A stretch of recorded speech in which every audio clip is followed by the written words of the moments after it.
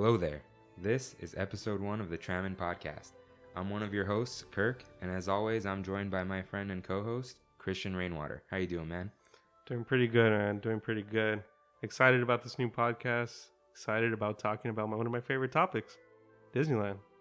All right, well, we're just going to get right into it. Our big thunder topic of this week is going to be how Disneyland has changed in different phases of our lives. So all I have to say now is, to all who come to this happy podcast, welcome. Hello, everyone. Welcome aboard Trammin, a Disneyland podcast. Please lower your head and watch your step while boarding. As a courtesy to other passengers, we ask that there be no eating, drinking, or smoking on board.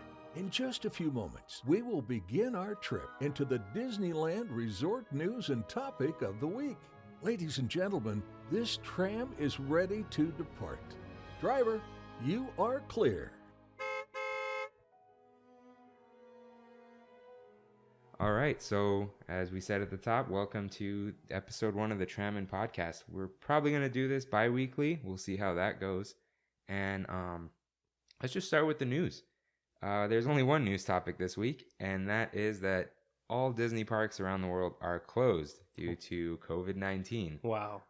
This hasn't happened. Disneyland's only been closed 3 times since its opening in 1955. So the first was the Kennedy assassination. Then it was the Northridge earthquake in 94, and then it was 9/11, right? Yeah, 9/11, it just didn't even open. Okay. And those have been one-day closures. It's never been closed 2 days in a row. So we're recording this on the first Saturday of the closure. So as of tomorrow, that's it. That's a record. So yeah, it's closed for 2 weeks till the end of the month. You think it's going to go longer than that? I hope it doesn't. I really hope it doesn't, but probably. I mean, if the U.S. follows the same pattern as some of the other countries, it's going to be closed longer. How long has Shanghai been closed now? Oh, I think it's already been closed a few weeks, but it's probably a good thing. Disney being closed encourages other people to close as well, stay home. We want to get over this thing as fast as possible. So if everyone just kind of self-isolates, washes their hands for 20 seconds, then we should get out of this. We should get out of this all right. Nobody panic, but everyone be cautious and be wary. I had tickets for Disney Sea in May. Oh. I still have tickets for Disney Sea in May. Well, so, you'll be all right. I mean, they're going to take care of you. And, yeah. I mean, you don't sound too mad because you're being reasonable. Yeah. I mean, I bought them back in January before all this stuff happened, but yeah. I have, well, hopefully I can go. I'm really hoping I can go. And then we could do a whole episode on Disney Sea, right? That we can. So speaking of episode topics, let's get into this week's topic. So we're going to talk about how Disney has changed for us through different phases in our lives. So that's how we're going to split this up. Not like, oh, what does Disney mean to me? It's more than just a theme park, because we all talk about that. So let's just start when we were a kid. So, when you were a kid, let's say even before middle school, what was Disney like for you? Who did you go with? What did you do there? What do you remember from it? So I remember when I was maybe in 2nd or 3rd grade, that was the first time I learned what an annual pass was. So I got my first annual pass. My mom got it for me, and we would go for a couple hours at a time. But, even before that, I remember whenever even Disneyland was talked about and we were going to go the next day, it was one of those sleepless nights where I was like so excited. I couldn't eat. I couldn't sleep. I just wanted to, go to Disneyland. And when we got the annual pass, it like completely, changed my world in all honesty.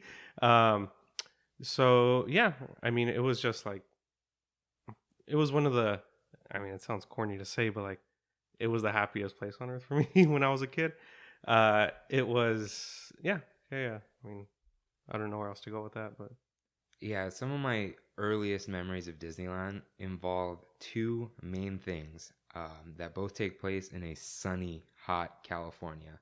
Fantasyland, and that's the music from the teacups. Anytime I hear it, which is every time I pass by, I remember being a kid and the loud tick tock of the Small World clock. That just takes me straight back. And especially if it's sunny outside, if I feel it, that's just what I remember about being a kid. And it's funny. I went with my parents a few times, but I went with my uncle Tolog the most. He loved taking us everywhere, and he would just take us all the time. Back when a day ticket was $24, so it was like, oh, let's just go to Disneyland. And anything else from then is just like, I remember all my little Mickey clothes I had. I remember Goofy's house the most. But the funniest memory I have from grade school is it was after school, and my cousin Adam and I went to the same school, and our uncle picked us up, and he was like, guess what, guys? We're going to go to Disneyland. And I don't remember. That's the best feeling. That is honestly the best feeling. You would think it's the best feeling, but I don't remember which one of us it was. But one of us, I think, cried because we were like, but we're going to miss Pokemon. Because back then you couldn't record shows. You had to record it on a VHS, and I wasn't wasting VHS tapes on Pokemon. So you either watch it or it's gone. And, now people don't deal with that type of thing. There's no like go home and watch TV because it's all on Netflix. But I remember 3 to 4 o'clock every day when I came home from school was my Pokemon hour. Yeah, we ended school at like 3:30, and Yeah. it was like go home, watch Pokemon. So we were bummed, but then of course we had a good time after that. I have this really vivid memory of me and when I was a kid, and the same thing was I was with my uncle Sergio and my cousin Steven, and we were gonna go on the Haunted Mansion, but I was like a big sissy when I was a kid, so I cried. I didn't want to go on. I thought it was too scary of a ride for me to go on. So they all had to like coerce me, to get on, and they got me the fries, the McDonald's fries that were across from the Haunted Mansion before. Big Thunder. No, it was Haunted Mansion. It was the fisherman. That fisherman. Oh, they had them there too. They had them there. I just learned something. Yeah, they had it where that. What do they have there now? Harbor Galley, where they sell the lobster rolls. Yes, exactly. They used to have just McDonald's fries there. Huh. Yeah. Yeah, they had that cart in Frontierland too. Yeah. There was like that Conestoga wagon. It's crazy to think that McDonald's had such a big presence in the park. I mean, yeah, there were the fry wagons. They had McDonald's in DCA. Yeah, Burger Invasion. Yeah. Next to Pizza Umau. Wow. So speaking of DCA, that's the next thing I remember in my life. That was 2001 it opened. Yeah. So we were in I think 2nd and 3rd grade. So I remember going there. So do you remember when it opened? Did you guys go there? We did. I specifically have this vivid memory of going on the swings. Of going on the orange beehive swings. I forget what it's called. Orange Stinger. Orange Stinger. With the there orange you go. smell too. Yeah. Right? Yeah. I have a very vivid memory of that. And McDonald's. Same thing again. I remember getting a Big Mac meal at DCA and thinking I could never reach that point of happiness in my life. I was a fat kid. I was a real fat kid. I mean, I was too. But see, you were scared of rides. I was scared of weird sauces on my burgers. I was the plain cheeseburger kid. And I was that for a long time. And sometimes I'll still get one, but like as a special treat. Because, I'm good with ketchup and mustard and mayo right now. Oh, God, mayo. Yeah, you hate mayo. Right? Oh, no, thank you. Yeah, but DCA was a weird time. So, as a kid, it was just like, Disneyland special, whatever. You don't remember too much. DCA, I remember a ton of it. Mm-hmm. And when it opened, as a kid, it was cool, even though there weren't that many rides for us. The one thing I'll remember is Superstar Limo. Oh, I went on Superstar Limo. That's my claim to fame. I went on that ride, and I didn't think there was anything wrong with that. I was 7, 8 years old. Yeah. Seeing Drew Carey and seeing Oprah. Yeah, that was. I mean, I could see how it's terrible now, yeah. but it didn't make a difference as a kid. But I will never forget the Oregon version of California Girls. If you look up, I think you look up DCA 1.0 or Disney California Adventure 1.0 on YouTube. There's a video that goes through the whole thing set to that music, and it is insane. It's so nostalgic, it hurts. Like, where did they play California Girls? Throughout the whole park. There's just like there's this Oregon version of it that sounds like a boardwalk version of it, and they probably played it on Paradise Pier. Yeah. But you can just if you hear that, it'll take you right back. So yeah, DCA 1.0 wasn't, as a kid, I didn't know any better. It was fun. Yeah. And, now that we're talking about like being afraid of rides, another memory that really stands out is how my uncle wanted to take me and my cousin Autumn on California Screamin'. And we're like, no, we don't want to go on it. We don't want to go on it. It's scary. And the way he got us through it, this is my Uncle David. Shout out to him for always getting us through things. Shout out Uncle David. So he said, what do you think's going to happen? I'm like, well, we don't know. He's like, do you think you're going to get hurt? Well, I guess not. And he was like, well, then why don't we go on? And we're like, okay, fine. We'll go on. And we went on like 2-3 more times because it was so fun. And, I always remember California Screamin'. It's Incredicoaster now, which it's fine. But, I'll never forget that. I'll never forget the really weird California vibes of California Adventure. Right. And the Who Wants to Be a Millionaire attraction. Oh my God, there was that. My dad for my birthday, who he thinks the last time he took me to Disneyland is this old picture I posted, early 90s. Like my mom had a neon. I think I know what fanny you're pack. talking about. Yeah, it's on my at Disney Park Vibes Instagram account. Shameless plug. You don't have to follow, but it's on there. He thought that was the last time, but I do remember he took me for my birthday once, and I don't know if we went to both parks, but we definitely went to California Adventure, and we went to this ABC Studios stage show restaurant where all the cast members working there, yeah, they were all like in character as being on a stage show. It was super weird, but I'll never forget it because I even thought it was weird back then. Where was that? Was it by Award Wieners?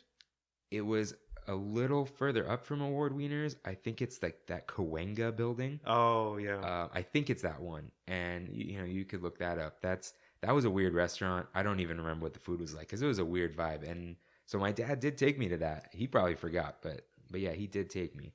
So then I think I had like a Disney drought. I don't think same. I went at all until like grad night. How about you? Did you go in like middle school? So for my 8th grade trip, we every year in my elementary school, they took the 8th graders to Disneyland. That was a thing. It was like all 36 of us. We had 36 in my class.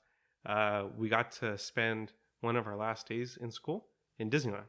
So I went with my 2 best friends at the time, Robert Diaz and George Castro.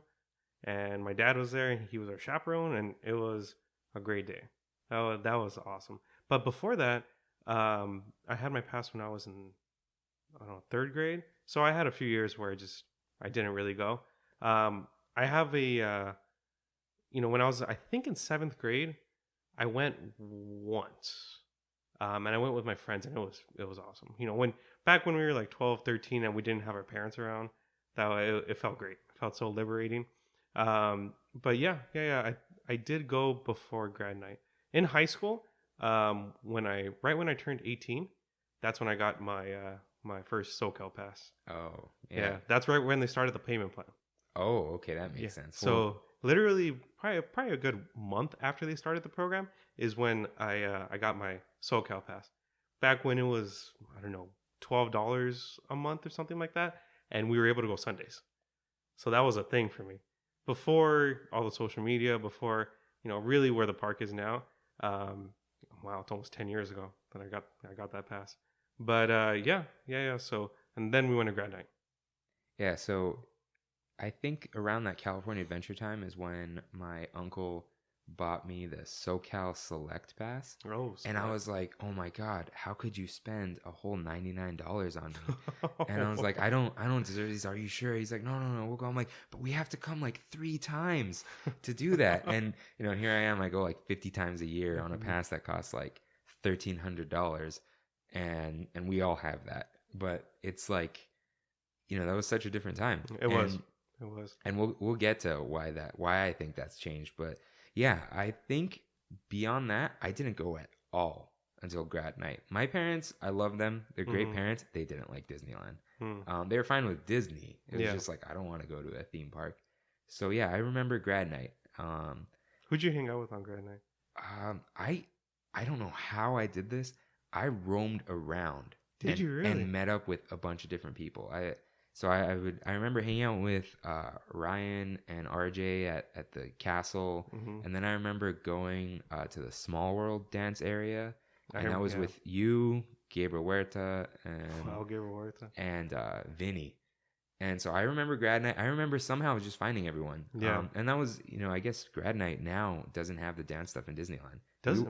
Well, it's in DCA now, right? Yeah. So we were class of 2011. So we're 26, 27 years old. Mm-hmm. And we were the last year where you would only go to Disneyland and you would go till 6 a.m. Now, did Gabriel Huerta really jump the fence? No, Gabriel Miranda. Gabriel. Oh, duh. Why am I saying Huerta? Yeah, Miranda. Yeah, he was banned, so how else would he get in? He wasn't allowed to go to Grad Night because of some nonsense with was he doing the skateboarding? It was on a the lunch skateboarding. trays? Yeah. Do you remember Seeing him on the curb? Seeing him on the curb. Yeah. Oh my 'Cause god. his car got towed. Wow. That was I still don't know how he did that. That's Yeah. insane. And I didn't think it's possible to sneak and into Disneyland. he wasn't trying to break into Disneyland. He was trying to be allowed to go to Grad Night, and it's still, I don't condone it. It was bad, but looking back, it's pretty funny. Yeah. But so I went to Grad Night, and I was like bitten by the Disney bug, and I went. The next time I went was the next phase we're going to talk about, the after high school phase. So I promised my girlfriend at the time, we'll go to Disneyland, and that was like a whole $100 a ticket or something like that. And I was, maybe it wasn't that much. I think it was something like that. And I was like, okay, we'll go. So we went December of 2011, and while I was there buying the tickets, it was a weird day, and the cast member at the ticket booth convinced me to get the SoCal pass on monthly payments. And I texted my best friend RJ, and he was like, yeah, I still got my pass. I'm like, okay. So I bought a pass that day, and that was the first day I went. So yeah, the after high school phase was probably defined by going to Disneyland with a girlfriend. So did you go through that? Yeah, 100%. But really quick, back to Grad Night. I actually have a picture with Kayla in front of the castle. It's crazy. Like, that's the only picture and memory I have, I think, of Grad Night. I don't think I have any pictures from that. And I think it's because she saved it, not because I saved it. Oh, yeah. Kayla and I have every picture we've ever taken since 2011. I mean, you'll see Kayla in my Blue Milk pictures. Yeah. Shout out to Kayla. I remember one Grad Night memory. I remember meeting up with her at the lighthouse next to Storybook Canal Boats, which if you haven't done that at night, please. That's really cool. Yeah. It's one of the classics. But I think Disneyland is a really good spot to go on dates. It's a place where you can talk. It's a place where you can kind of have little experiences, little bite-sized experiences with, another person. So yeah, definitely. I mean, I had my fair share of girlfriends over the past few years. So we would go to Disneyland quite often. And that's, like you said, that's like the after high school phase that we had. Since I was 18, I've had my pass. So whatever girlfriends I've had since then, I've gone to Disneyland with. So yeah, right after high school, there was, this time where I just always wanted to go to Disneyland. Passes were cheap, and I had bought my girlfriend at the time in like 2012 a pass because that was like, it's like $12 a month or something like that. And I was like, in Good college, times. my parents didn't give me money in college. I mean, they provided everything for me, but like spending money. Yeah, but I worked at a library making $8.55 an hour, all excited that it was 55 cents above minimum wage. And I bought 2 Disney passes, and it was like, once you have the pass, Disneyland is a cheap date. It is. You go there, you can eat somewhere else. You can eat there for like, it used to be like $8 a person. Now prices have gone up to like even the chowder is like $11 a bowl or something. But yeah, it was a nice time to go for a few hours. And back then you could buy a parking pass for $100 and just add it to your SoCal nothing pass. Go on Sundays. It was like, what do you want to eat? And it's like, oh, let's just go to Plaza Inn and get some fried chicken. It was really like the first subscription that we had outside of like Netflix. It was like that monthly thing. Like I have the AMC A-list now, and that's another subscription that that I just add to the million that I have. But it was the first monthly payment that I was like, well, I'm already paying. I might as well go. So, and that's where the cheap date comes in, you know. Yeah, it was always just an option to go. You know, friends want to hang out. Mhm. Everyone had passes back then because I mean, when we were younger, we had less responsibilities, even Yeah. though we had less money. But the passes cost nothing. Yeah. You know, they've gone up in price so much. Yeah. But you know, let's not get into that. We all know that. But Yeah, I remember convincing my my cousin Derek, my friend Lewis, to get passes. I convinced Sos at one point, and Sos doesn't even go on rides. doesn't go on right. He doesn't go on rides. So, but yeah, I convinced him a couple times actually to get a pass. And I was like, oh, you know, you'll go. We'll go eat dinner. You know, we'll go do the different things. And he went twice in the year. You know, I guess the Damn. bug bites certain people, doesn't bite, you know, other people. But I think for both of us, it bit us pretty hard, even in the beginning. Yeah, So, it's not for everyone. Yeah. And I get it. You know, back then it was like, yeah, it was just such an easy place to go. And you know, Disneyland's a cute place. Let's Yeah. be real. You take all those cute pictures, you Yeah. holding hands, all that stuff, all the music's playing. You know, you got Married Life playing from Up on Main Street. Like that's Main Street to me, Married Yeah. Life. And yeah, it was, you know, and it was like, oh, this is a special day. We'll eat at Blue Bayou, and it was like more special than regularly going to Disneyland. Right. So I things still like haven't taken Brandy to my current girlfriend to Blue Bayou. well, Yeah, I when it mean, reopens, yeah. and all those reservations are going to be open. Blue Bayou is like one of those. The vibes are better than the food. It but is, but the 100%. food's not bad. Yeah, It's I good. still try to make a reservation for lunch to get because the Monte Cristo is one of the best things I've ever eaten in my life. In all honesty, Do you get that at Cafe Orleans? I do. Yeah. And the fries. Oh, the pomme frite. Yeah. Those are good. Those are And really I'm not good. big on garlic, but those fries are. Yeah. And that Cajun sauce that it comes with. Oh yeah. It's delicious.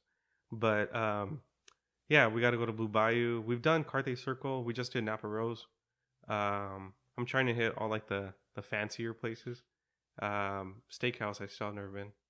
So yeah, leading right into probably I'm gonna say the next phase, the adult phase. Yeah. So you know the kind of after the college years Yeah. type of thing when you're Where we have some 25. money. Yeah, we have steady jobs. Yeah. You know, we're doing podcasts for fun, for no money, things like Right. that. So it was like, you know, you try to do the things that used to be too rich for your blood, Right. right? And like, I love eating at Disneyland, Same. and I'm gonna say that the current phase, I think that we're in, and I think this is for both of us, is Disneyland as an experience rather than a theme park with rides, Mm-hmm. where in a weird way we get more out of it now, Mm-hmm. even though we're not kids, where it's that like imaginary magic is kind of gone, but then there's that new magic of like, oh, it smells really good here. Yeah. This is what the plants look like. This is the music. Let's go draw an animation academy. Or let's go build a lightsaber. Yeah, let's You go know? build a lightsaber exactly one time Yeah. because, you know, So worth it. Yeah. So worth it. and you know, then there's the Food and Wine Festival. The Yeah. Food and Wine Festival is like, I look forward to that every year. You know, the same playlist that plays over and over again, but that's fine. I like how they're making it more of a regular thing now. yeah, all the food festivals, right? Yeah, Like, where so they did holiday. What was it called? The Festival of Holidays. Festival of the Holidays, and then they did the Chinese New Year one. Yeah, they just call it Lunar New Year. 'Cause Lunar New they Year. get everyone in Oh, there, I which see. is and then they now roll Food and Wine. right into Food and Wine. Like they leave a few booths up in Mhm. between, and They're getting fancier with their signs. yeah, Yeah, the- the so avocado one, pretty cool. they started that Lunar New Year. The one before this one, they actually had it, I Mhm. think. And I guess they thought like, okay, we got to do this for everything. Yeah, And you know, even Food and Wine has evolved over the years. And it used to be like $6 a plate, but the portions were smaller. But what I do miss is there were wine pairings with every dish. yeah, I do remember that. It was the Food and Wine Yeah. Festival. Now it's like, there's some wines, it's mostly drinks, which is fine. You know, Yeah. things have to change. So my first Food and Wine actually was in Disney World. Ah. The first time I went to Disney World, I hit the last day of Food and Wine. The very, very last day. So it was packed at Epcot. Super, super packed. But portion size was actually pretty similar to what it is here. But back then, each plate cost $4. Wow. Yeah. And that was in 2014, 2015? 2015, I think. And each plate was either $3.50 or $4. I could be wrong. Could just, have, rose tinted glasses on that. But I just remember it being fairly cheap, and trying things in Japan, trying things in Mexico, the different pavilions, and being pretty amazed that they had this like food festival within their theme park. I was like, man, hopefully one day they bring food and wine over to, I thought it would be Disneyland, but they brought it over to DCA, which makes a lot more sense. I mean, I think Food and Wine's been around for a while, but I don't remember it. I think they like did something originally. Maybe it went away. Maybe. This isn't the time to be like guessing things, because then people are like, you're wrong. Yeah. But we could do the kind of funny you're wrong. Yeah. When we get more listeners, maybe we'll take corrections. Yeah. Right now, I don't know. Some friends said they'll listen. Yeah. But sure, just respond to our Instagram stories or something. Yeah.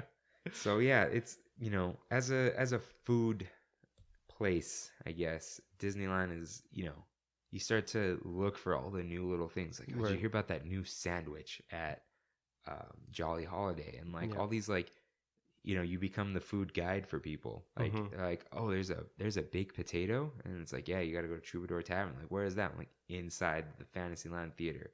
And I didn't even know that. I just had to like find out from Instagram. Have you had the gray stuff? Yeah, the gray stuff is delicious. I don't know if I've had the gray stuff. The gray stuff, spoiler alert, is like a cookie with a red velvet cake and buttercream frosting that's gray colored. Yeah. It's like a weird cupcake completely covered in frosting. But that's at Red Rose Tavern, which I'm really glad is permanent now. Yeah, because it was a temporary thing when the Beauty and the Beast live action came out, right? Yeah, but it's, you got Gaston's Pub look in there. Yeah. And it's... Do you remember the madness over the cups? Yeah, the and then rose like cups? a couple weeks later, They were everywhere. They're in World of Disney. Yeah. They're in whatever stores attached to Trolley Treats. Like, yeah, they're everywhere. And things are different now. I think like the reason Disney is so busy right now, I think is like a few things that happen all at the same time. So my theory here is the 60th. The 60th blew up. The 60th, I mean, it was cool. It was not that special. So 2015, right, was the 60th? Yeah. That's when it started. It was 18 months long. Yeah, and it had, the diamonds everywhere. And it was like a cool vibe. But right when the 60th popped off, Instagram got real big. Huge. Right. Instagram got big. This was a little before influencers, but like everyone was all over Instagram. I think they, Snapchat filters were a thing. Mm-hmm. And then Instagram knocked off their stories. Yeah. And everyone got FOMO. Yeah. And after the 60th, there is no more off season. There are like, if the park closes at 9, no one's going to be there. But it used to just be like, I would go on a Sunday, and, in the previous phase we talked about, I'd go on a Sunday, eat some fried chicken, go on Space Mountain, Big Thunder Mountain, Matterhorn, no problem. And then the 60th happened, and the crowds never really died down until Galaxy's Edge of all times. Like, it became a ghost town. Yeah, so, there was that fear-mongering of, it's going to be so busy, they're going to run out of parking. I was thinking they were going to run out of parking. Yeah, we were scared. I thought Disneyland was over. Like, this is it. Once it opens, it's never going back to this. So enjoy everything. I went the night before it opened to the public, and I went on every single ride. Yeah. And it was great. And then I followed, the good thing about Instagram, I followed Instagram the next day. No one was there. So after work, I went. There was no one at the turnstiles to get in. There wasn't a single person in front of me to get their ticket scanned. I walked straight there, and the cast members were like, come on in. We know you want to. No one. It was crazy. And it stayed that way the whole summer. Disney blocked deluxe passes. They blocked cast members, which they undid. Yeah. But it was so nice. It was really nice. It was nice if you had a signature. I did feel really bad for deluxe pass holders, though, because deluxe is not cheap. And, I don't want to create like this caste system where it's like, you need to have money to go. But it's just kind of how it goes. If Disneyland cost $20 to get in, they'd hit capacity at 10 in the morning. Yeah. And, so I think I blame the 60th and Instagram, but, more people are enjoying it. So you got to look at it that way. And now that there's more people there's more millennials there, they try really hard with the food. Do you think, I know one of Bob Iger's big missions when he started at Disneyland was to, redo DCA. And it was like I don't know what they call it exactly. I know there's a name for it. but just completely redoing DCA from the ground up. That's when they, did Buena Vista Street, got rid of the Golden Gate Bridge. I mean, they did a lot. Yeah, there's Little Mermaid. They painted Paradise Pier. They Disneyfied DCA. Because before it wasn't really... It was a Disney park without any characters, without anything like that. So I think that has something to do with it too. Yeah, there was... if you watch the Imagineering story, you'll on Disney Plus, you'll kind of see great show. I love it. I think not much brings me to tears. I kind of tear up during that show. But they talk about how it was kind of slapdash. If you watch some other things that aren't officially Disney, everything there was like an off-the-shelf ride. It was like, oh, let's buy this spinner. Yep. Let's buy this swing set. And everything was like that. And yeah, I remember when they were redoing Buena Vista Street, they opened Cars Land. And I think right after the 60th, right before Pixar Pier, to me, DCA, besides, let's say, Hollywoodland, was like perfect. They nailed California. They redid Grizzly Peak Airfield, one of my favorite areas, one of my favorite loops. Paradise Pier had a really good vibe. Cars Land was great. Buena Vista Street was great. And DCA was still like a pass holder park. I mean, kind of still is, but it was more of the pass holder park. People weren't really going to DCA for one dayers, and we were able to go, buy a beer, walk around, and get on pretty much anything we wanted back then. Yeah, it was really nice. And then, they started doing Pixar, and I don't want to be negative here. Yeah. But they did Pixar, and they did their Avengers Campus is going to open probably this year. I think they said July 18th. Well, yeah. We'll see. But I am not opposed to Disneyland changing. Disneyland will never be complete. Yeah. But it's like we had an identity for like such a short amount of time. DCA had its identity, and now it's like, Disney's intellectual property adventure. It's just like, what can we shove in here? And I know we all want the third gate, and you can fit a whole park in Toy Story parking lot, but it's not going to happen for a while. So I'll embrace the change, but it's different now. DCA to me is like the hangout park. It is. This at this age, I'll never be tired of Disneyland. But DCA has that like the modern design. It's not really hub and spoke, because I think they realize unless you're as big as Walt Disney World, it's going to be too crowded. They've got wide walkways, wide sidewalks, and everything wheelchair accessible. Yeah, I don't think you have to do too many like go through the exit type things, because everything's wider. Yeah. More bathrooms, bigger bathrooms. It's planned out a little better. Right. Although, the big lake in the middle is kind of, you got World of Color there though. Yeah, and World of Color is, if you haven't seen it in a while, go watch it. I hadn't in a while, and I walked through, and I was like, wow, this is like really spectacular. It really is. It still is. Yeah, one of the best things Disney has done when you really see it from afar, and it's like. I remember as a kid watching the Bellagio water show in Vegas and being like, wow, this is amazing. And then I saw World of Color, and that's spectacular. That was a water show. It had music that I liked. It had things, different movies that I was nostalgic about. It had it was relatability. It related to my life, which was really cool. Mm-hmm. Have you done any of the dining packages? Yeah, I've actually done 2 dining packages. So there was one I did for Valentine's Day in like 2013 or maybe 2012. It was at Ariel's Grotto, which is gone. It's the Lamplight Lounge now. And I never ate there. It was good, but it was like, you meet the princesses during certain times. But did you meet Ariel? No. So it wasn't the princess hour. It was just, 2 meals, $40 a piece. Got some Italian cioppino soup or stew. It was good, and that was like, here's a ticket to the front of World of Color, and I think that was the first time I watched it too. So it was like insane, nice. Splash Zone, all that. Yeah. And then I did one alone when Fantasmic was redone a few years ago. Mm-hmm. I got a reservation for 2 just in case someone wanted to go, and I know most people don't have passes anymore. Right. And so I went to Riverbell Terrace and got some fried chicken sandwich and like this special like Maleficent dessert because of the show. Movie? No, because of Fantasmic. Oh, because of Fantasmic. Yeah. And so I got to sit kind of in the front. They didn't give us the butt pads though, like they do at Blue Bayou.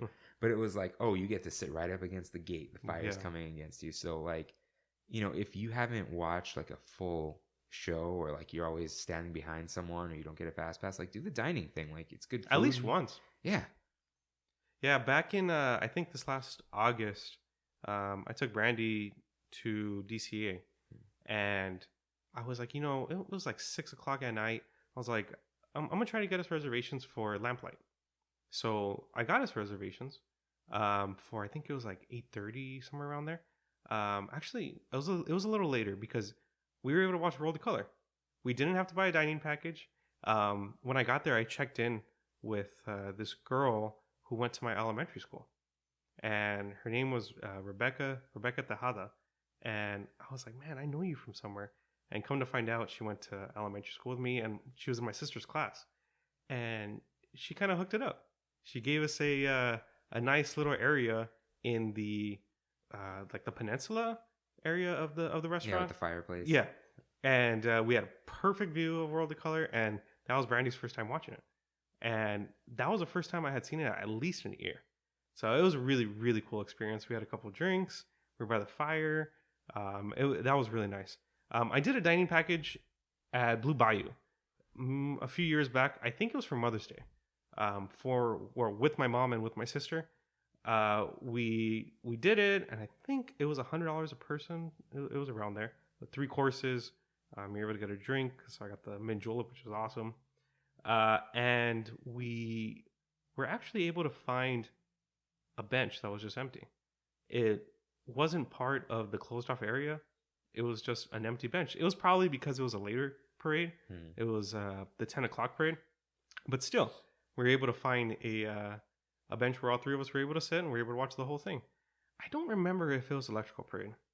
It might have been when Electrical Parade was back, or what was the one right after? Like the upgraded Electrical Parade?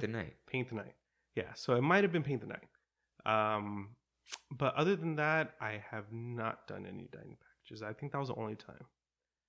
Yeah, it always depends on when you're able to go and if you're able to get good spots. My favorite spot for parades is, I think the first showing of a parade, they come from It's a Small World. And at the right side, at the end of the walkway, there's no sidewalk. It just kind of flows into the street. Right. And you get the first introduction. And as soon as the intro goes, cast members pull the gate open, and you see the parade come out, and you see its first run. And that's probably when all the cast members are like most enthusiastic, because they haven't had to do it for half an hour at that point. They do a good job though. I see them go towards the Matterhorn and wave at it when it's it's just part of the routine. Like they're pros. And speaking of the Matterhorn, do people still climb the Matterhorn? They haven't climbed the Matterhorn in a while. They did some anniversary thing a few years back. They repainted, right? Yeah, so what they did was they actually removed some snow. They made it more like the Matterhorn. Yeah, and like more realistic snowfall. They fixed a few things. I think they redid the Yeti a little while back. There's more butt padding now. Yeah. But yeah, and you don't have to lap it anymore. You don't have to, or you don't get to. You don't get to. No, it was the most awkward when it was family. Yeah. Oh god, that was horrible. But that it was more bobsled like, and now it's 6 seats instead of 8. Yeah. Back when I was going to Mount Sac, I had, for some reason, one of my first semesters, one of the only available classes was a CAD class. So I learned AutoCAD for a whole semester. And my teacher, her name was Christine. She was like 20 something, and she was young enough to where she didn't want us to call her Miss. So she's like, my name's Christine. And she, at that time, was working on the new seats at the Matterhorn. Oh. Yeah, so she was part of, I think she was like officially employed by Disney. She was probably like a contractor that was hired as like part of Imagineering or whatever. But she worked on those seats. So every time I go on, I'm like, oh, thanks, Christine, for making my non-lap experience a little better. Thanks, Christine. It's your fault. It's your No, yeah, the trick there is kind of lean forward a little bit because it's such a rough ride. But I love the Matterhorn. Yeah, there's what is it, track A or track B? Is that how they? I don't know, the left and the right. Yeah. Which is your preferred? I think the left isn't as rough people say the right is faster. I got into some argument with Left is longer, right? I think it's like 20 seconds longer. maybe. I forget which is which, but there's one I know that's longer. It goes from like 2 minutes and 5 seconds to 2 minutes and 30 seconds or something like that. I think it's all based off personal experience. I got in a little argument the other day with little Sienna from the Mini Mice. They have a podcast, and she was saying, no, the left is faster. I'm like, no, left is smoother, right's faster. But really, it's just like, which one do you like more, you know? Right. And which one you're forced to go on sometimes. Yeah. Sometimes they just have one completely shut off. Yeah, and it's just do what makes you happy, I guess. Yeah. Don't argue. Oh, about things. now I remember the way that they describe it is either the Fantasyland side or the Tomorrowland side. Yeah. So what's funny is, for some reason, the Matterhorn used to technically be in Tomorrowland. Yeah. A few weeks ago, I told my friend Nicole, I was like, hey, did you know Matterhorn used to be in Tomorrowland? She's like, they moved that whole mountain? I go, no, they moved the border on the map, dude.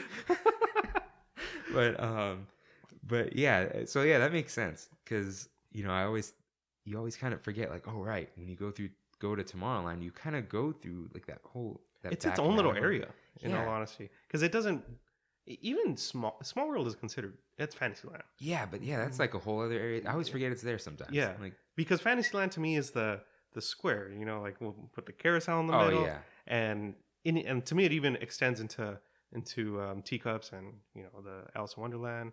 Yeah, but once you hit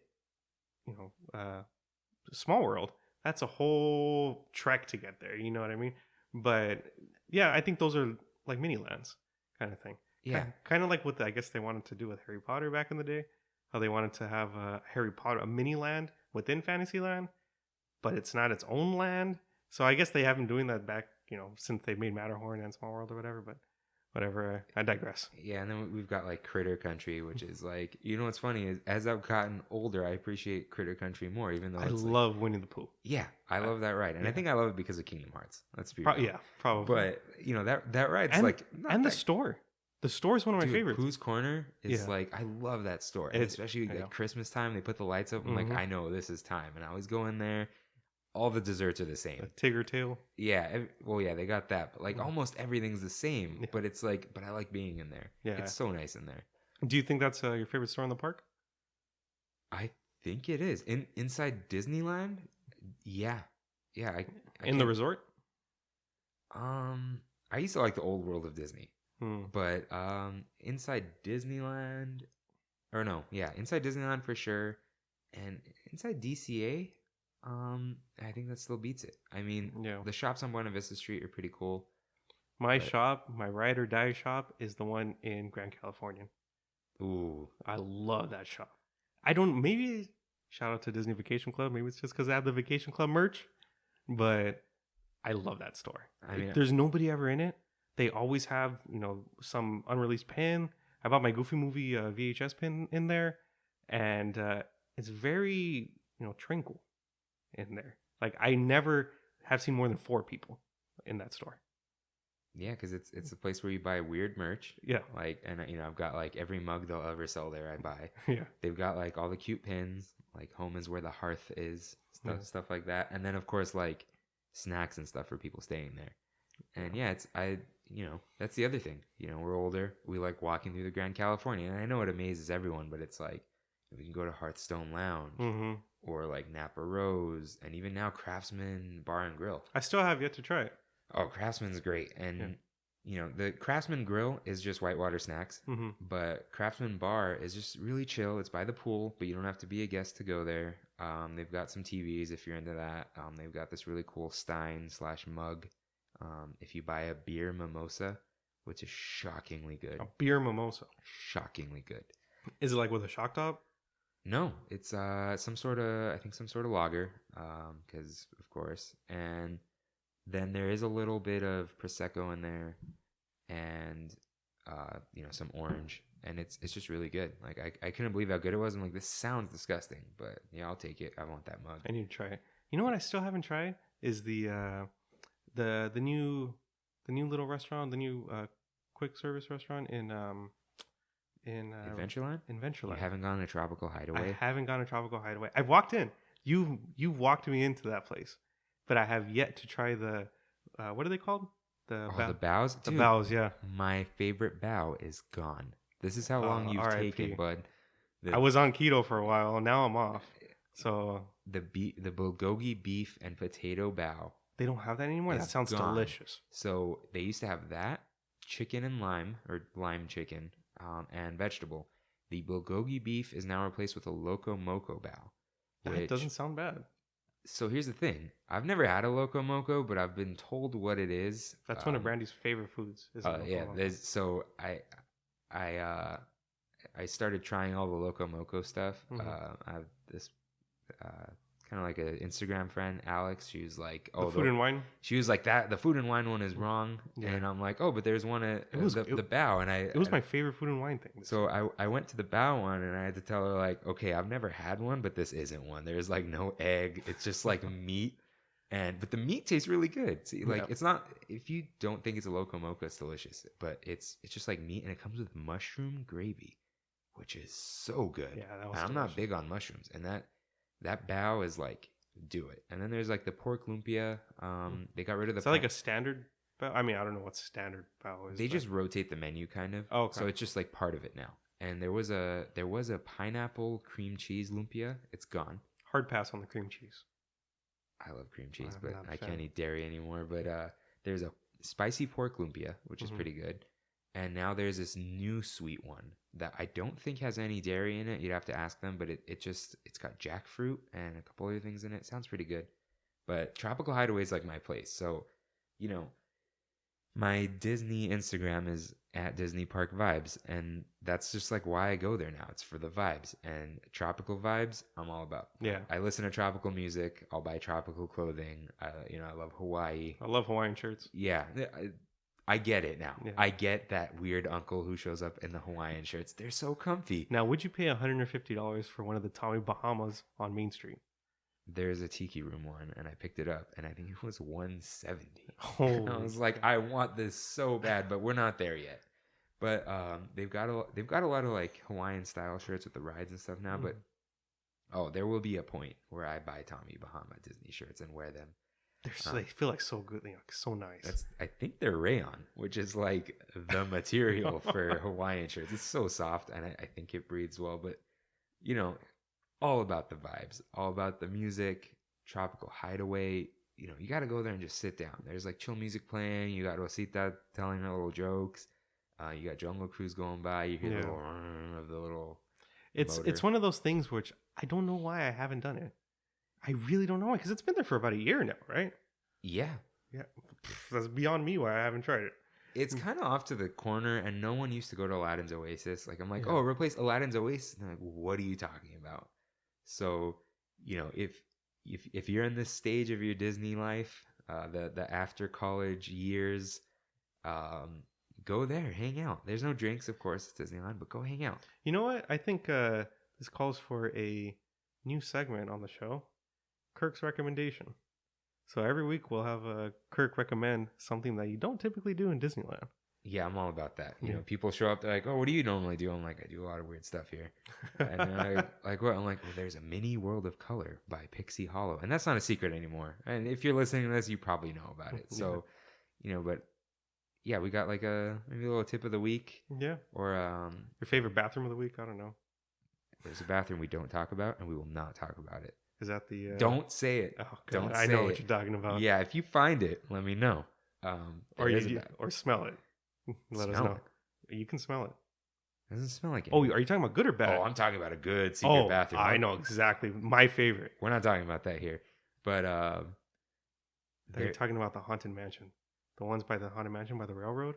Yeah, those are hit or miss. It's always a miss for me. There's a semi-secret bathroom. Is it Carnation Cafe? Back there? There's a bathroom. There's a bathroom There's there? a large bathroom along the little alley where Carnation Cafe is. Yeah. There's a bathroom at the back of it. Oh, I know. Yeah, a lot of people in between Tomorrowland and Carnation Cafe. Tomorrowland. Wait. No. No, that's Jolly Holiday. No, I'm talking Carnation Cafe with the little gazebo, and there's a store. There's this tiny walkway where you walk at the outside eating area. Yeah. And there is a bathroom there. And it's not like a secret bathroom or anything. It's like a big bathroom. Everyone goes there, but it's a lot of people don't know it's there. So there's a bathroom in the middle of Main Street, guys. There's Kirk's recommendation for the day. That was I had no idea about that. You don't have to wait to City Hall, and you don't have to go at the end of Main Street by Plaza Inn, middle of Main Street, Carnation Cafe. There's a bathroom there. So I think to end our kind of background on Disney, on Disneyland, on how we kind of visit the parks and stuff. I think this is a good note to end on. Do you prefer to walk or take the tram? Always Trammin on the way in, but I'm always walking on the way out. That's true. I mean, we are called Trammin. Yeah, but I love walking on the way out. You got to tram on the way in. Trammin. It's the first thing you do. It's how you get into the park. And then on the way out, there's that long line, but you get some extra steps in. As my friend Christine likes to say, we're gonna get our steps in, and those will be her famous last words. But walk downtown Disney, check the Salt and Straw line. Maybe grab something on the way. Kill all the calories you just burned. But walk and then take that beautiful bridge. I love that new bridge. A couple times, after the bridge was built, I just hadn't gone on it. I was looking at my phone and on autopilot, ended up at that last intersection and then skipped the whole bridge, and I was so sad. And I remember my friend Anissa, also from the Mini Mice, she was telling me some story about I ran into this person, and I was but I was trash talking them, and I was so worried they were gonna hear, and blah blah blah. And I was like, wait, this happened on the bridge? She's like, yeah. I'm like, so you're telling me you went on the bridge without me? Shade. Ultimate shade. And that's all I cared about. But yeah, walk on the way out, Trammin on the way in, walking on the way out. And if you don't know what Trammin is, I'll when the park's open again, I'll post it. Maybe I'll just do a little highlight thing. But my cousin Autumn lived up the hill from where my parents lived back when I lived there, and we'd go pick him up, just bring him down the hill, and he'd say okay, let me know when you're on your way. And when we were on the way, I would just say, we jamming. We jamming. Like the Bob Marley song, yeah. Jamming.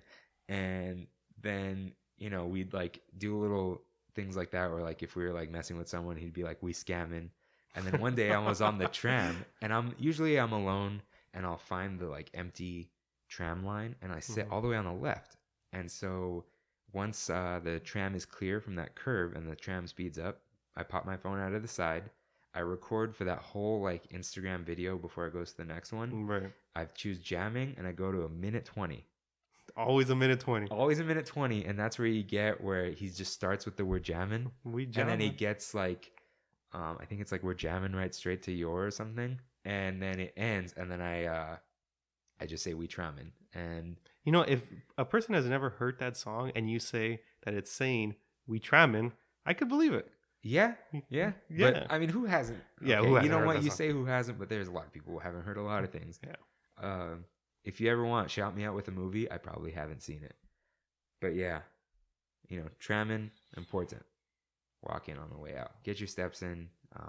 Pass by a Starbucks. I get my mobile order in every time. I got my skinny mocha. Thank you, Disneyland, for supplying us with skinny mocha. Most Starbucks don't, but Disneyland does. That Starbucks at the end, I used to... The Starbucks B, downtown Disney B? Yeah. I used to get an ice water for the walk back, and they'd look at me all dirty. Pro tip, just go to Earl of Sandwich, and they have... Just grab the water cup. They have them out, someone right? in front of them, just say, hey, can I get a water? And they'll be like, yeah, sure. And they're really excited because they don't care. Yeah. And then go fill your water and, go on the way back. And, so shout out to Earl of Sandwich also. But yeah. Shout out that it's still open. They reopened it. Yeah. Back from the dead. Right. That was awesome. Yeah. I mean, RIP ESPN Zone, RIP AMC, and RIP Rainforest Cafe, and RIP the Disney Vacation Club Center. That was brand new. That's the scamming center, man. Oh, come listen to us for an hour and a half for a fast pass. That's where they scammed me. That's exactly where they scammed me. I got 3 fast passes from it, of course. But they also got... Oh, we've got to do a DVC episode. Oh, we will. I'll talk about all my my points that I've used, all my points I haven't used, my 72 points that are in limbo right now because I don't know if I'm going to Japan or not. So, yeah. Anything else you want to talk about? Well, since we may never bring up Earl of Sandwich again, I just want to shout out the holiday turkey sandwich. Shout out the holiday turkey sandwich. And shout out to my little buddy Sienna, who is in love with the holiday turkey sandwich, the moist maker, and Anissa, who gets the cranberry on the side. Cranberry on the side? Hey, you get no mayo, so Because mayo is the devil. And shout out to Cynthia, who just likes the sandwich, just like a normal. Yeah, it's good. Is it? What does she get? She just eats the sandwich. No complaints. Okay, I see. No complaints. I see. So shout out to that Earl Grey lemonade that they have. Oh my God, you and your I love your the Palmer. the Arnie P, but they call it the Earl Grey lemonade. That is delicious, delicious. So yeah, I mean, we'll probably have some cute little closing segments at some point. Thanks everyone for listening. Alrighty, everyone. Yeah, thank you for listening. This was our first episode, and I think it went pretty well. I never recorded my voice before, and I think when I hear this back, I'm gonna hate it. And I'm gonna hate the way my voice sounds. But I was really glad we did it, and I'm really glad that we got together to talk about some Disneyland right now, especially since we have no Disneyland. Yeah, and I've got some words of encouragement for you. It never gets better. The voice always sounds terrible to you. Oh no. Yeah, I record on my friend's podcast sometimes, and it's always terrible. So yeah, thanks for joining us, guys, and we hope you come back. Thank you, guys. See you real soon. Bye.